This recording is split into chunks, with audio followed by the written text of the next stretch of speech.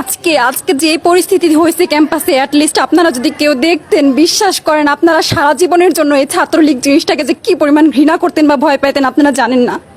এরা আমাদের সামনে রড দিয়ে পিটায়া, ছেলেগুলারে রড দিয়ে পিটায়া একদম আধা মরা করে ফেলছে। তারা এসে আমাদের পেছনে লুকাইছে, আমাদের বোরকার পেছনে, আমাদের ওড়নার পেছনে লুকায় বলে, আপু আমাদের একটু লুকায় রাখেন, আমাদের ওরা মাইরা ফেলবে, আমাদের বাঁচান আপু বাঁচান। আমরা তাদের ওড়না দিয়ে বোরকা দিয়ে লুকায় রাখছি, সেইখান থেকে আমাদের ধাক্কা দিয়ে ফেলে দিয়ে তাদের বের করে আবার মাথায় রড দিয়ে মারছে। এমন অবস্থা। এবং তারা আমাদের ক্যাম্পাসের পরিচিত মুখ, আমরা চিনি তাদের, তারা এই অবস্থা করছে, রাস্তায় একদম শোয়াই ফেলছে।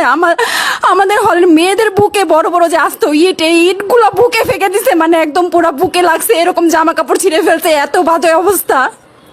অথচ আমার ব্যাচমেট, আমরা যাদের সাথে ক্লাস করি, একসাথে বসি, আমি তাদের একটা কথা বলতে দেখি না এগুলো নিয়ে, একটা কথা না। এবং তাদের নিউজ ফিডে গেলে দেখবেন তারা এখন এগুলাই সাপোর্ট করে যাইতেছে। কিচ্ছু বলার নাই। আমি আমি কেমনে যাই এই মানুষগুলোর সাথে, এত বছর ক্লাস করছি, বা আমি আরো 6টা মাস কিভাবে ক্লাস করবো আমি জানি না। আমি সত্যি